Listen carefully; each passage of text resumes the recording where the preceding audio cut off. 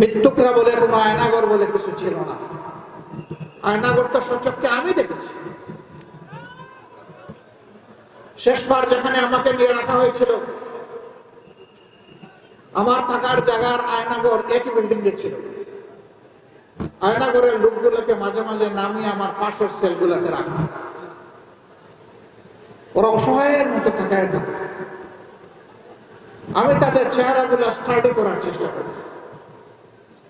পরবর্তী পর্যায়ে তাদের কাউকে কাউকে কোর্টে চালান দিয়ে ওরা জেলে পাঠিয়েছে। বাংলাদেশের সবচেয়ে নিকৃষ্ট জেল, যেখানে শারীরিক এবং মানসিক সকল ধরনের অত্যাচার করা হয়।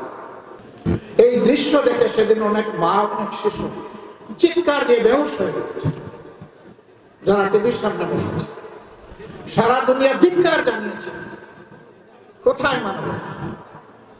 এইভাবে কি মানুষ খুন করে তাদের নির্মম ভাবে খুন করার পর তাদের দেহের উপর দাঁড়িয়ে নাচা যায়?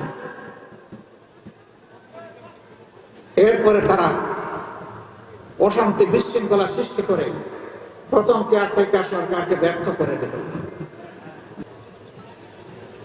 ক্ষমতায় আসা 2 মাস পুরা হল।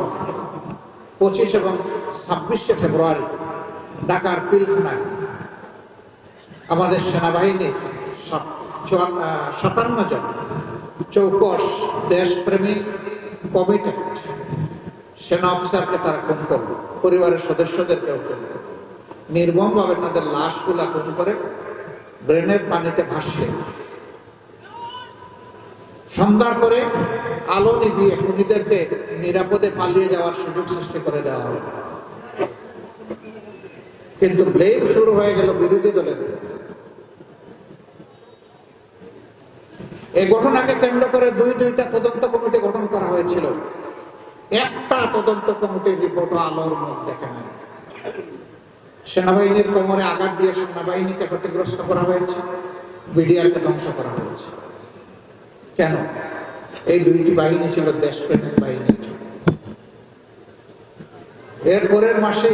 এরপরের বছরেই তারা আঘাত দিয়েছে জামাত ইসলামী। কেন জামাত ইসলামকে বেছে নিল?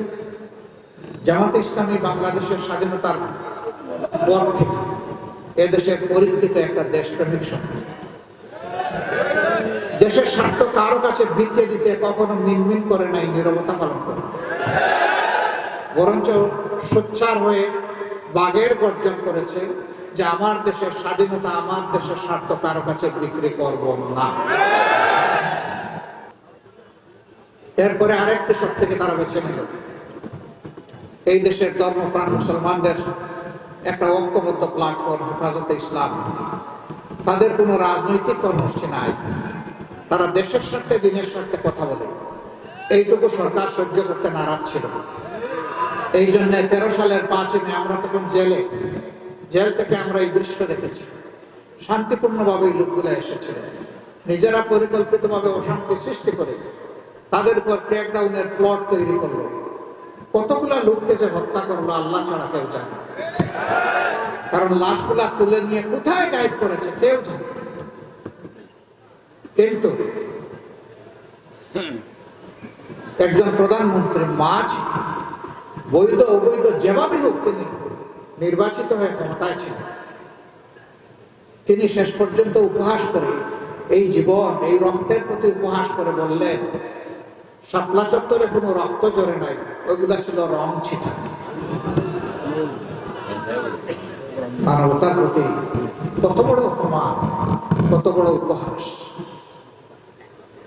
তার আরেক মন্ত্রী, একসময় তিনি কৃষি মন্ত্রী ছিলেন, খাদ্যমন্ত্রীও ছিলেন, ডক্টর আব্দুল রাজ্জাক সাহেব। তিনি বললেন, এবারকার ছাত্রদেরকে হুঁশিয়ারি উচ্চারণ করে এই 24-এ বলেছিলেন, বাড়াবাড়ি করবা না, বাড়াবাড়ি করলে শাপলা চত্বরের ভাগ্য বরণ করতে হবে। রাত 12টার পর সব কিছু আমরা সাফ করে দিয়েছি।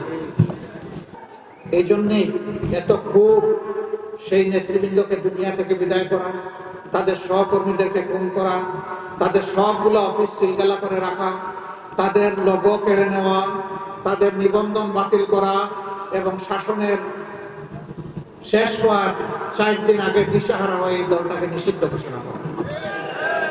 তারা সব করেছে। তারা আমাদের শত হাজার কর্মীকে খুন করেছেন, হাজার হাজার কর্মীকে তারা পঙ্গু বানিয়েছেন, অসংখ্য কর্মীকে গুম করেছেন, তারা নারীকে খুন করেছেন, তারা পুরুষদেরকে খুন করেছেন, তারা শিশুদেরকে খুন করেছে, তারা বৃদ্ধদেরকে খুন করেছে।